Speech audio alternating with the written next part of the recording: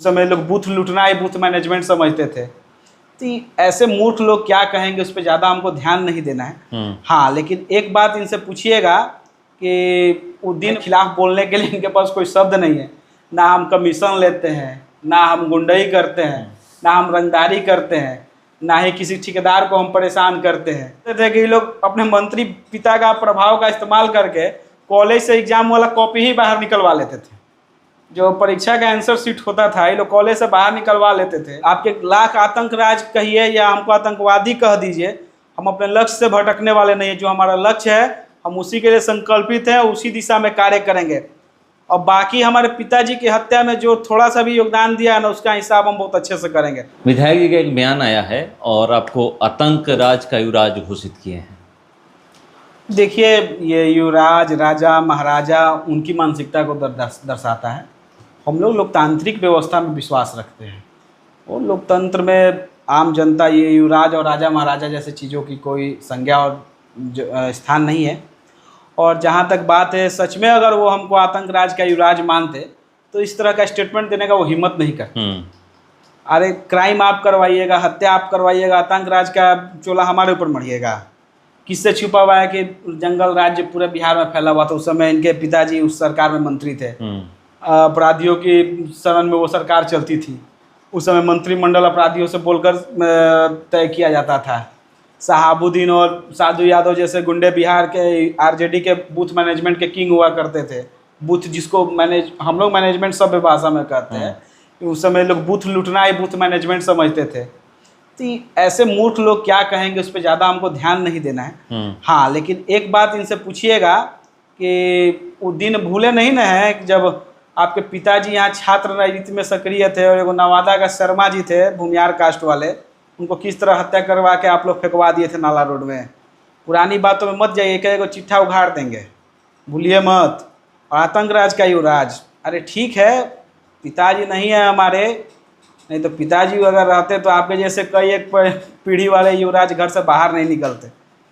आप लोगों ने जो कृत्य किया है उसका भी हिसाब करेंगे। यहाँ पर लोकतांत्रिक लड़ाई है। युवराज और राजा महाराजा का बात छोड़ दीजिए, हिम्मत है तो लोकतांत्रिक तरीके से लड़िए। और लोकतांत्रिक तरीके से लड़िएगा ना तो जितना ही आपका अहंकार एक दिन ना एक दिन चूर होने ही वाला है।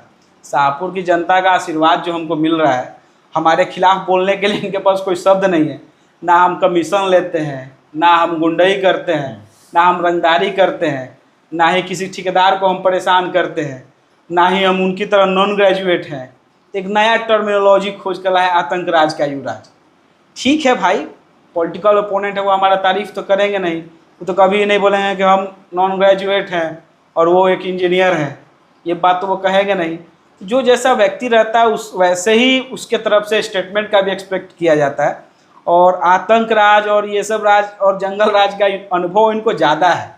ये उस पीरियड में पले बढ़े हैं। हमको तो कुछ लोग पटना में इनके साथ पढ़े हुए लोग ये भी मिलते हैं तो कहते हैं कि विधायक जी जब पढ़ते थे कॉलेज ऑफ कॉमर्स में, कि कौन कॉलेज में, पटना में 92-93 इनका शायद बैच था, हम श्योर नहीं है भाई, इस पर ही मत कहिएगा गलत कह रहे हैं, हम जैसा सुने हैं वो कह रहे हैं। तो बोलते थे कि ये लोग अपने मंत्री पिता का प्रभाव का इस्तेमाल करके कॉलेज से एग्जाम वाला कॉपी ही बाहर निकलवा लेते थे। जो परीक्षा का आंसर शीट होता था ये लोग कॉलेज से बाहर निकलवा लेते थे और घर में लिख के वापस ले जाके जमा करवा देते थे। उस पीरियड के ये लोग हैं। अब ये लोग शिक्षा का क्या सम्मान करेंगे। हम लोग इंजीनियरिंग करके आए हैं भाई, हम लोग मेहनत किए हैं, हम लोग लेथ मशीन पर लोहा कसे हैं, कोडिंग लिखे हैं। एक एक चीज़ का जो जितना सब्जेक्ट है हमारे था मैकेनिकल इंजीनियरिंग में, उस सब का किताब अगर हम रख दें तो उसके बोझ तले उठ नहीं पाएंगे। ये लोग क्या कहेंगे। और हम पूर्व में भी कहे हैं, हम चाहते हैं कि शाहपुर क्षेत्र के जो युवा हैं वो कंप्यूटर के युग में प्रवेश करें, वो कंप्यूटर को चुने। और ये लोग आतंक राज, जंगल राज का बात करके पुनः क्षेत्र के युवाओं को वही कट्टा वाले युग में लेके जाना चाहते हैं। इस सब क्षेत्र की जनता इससे लड़ने वाली नहीं है, भड़कने वाली नहीं है और अपने लक्ष्य से भी हटने वाली नहीं है। क्षेत्र के युवा चाहते हैं कि उनको एक सुरक्षित भविष्य मिले, सुरक्षित कल मिले, उसके लिए हम लोग संकल्पित हैं। और आपके कैमरा के माध्यम से विधायक जी को भी कहना चाहते हैं, ये सब उकसाने में फायदा नहीं है।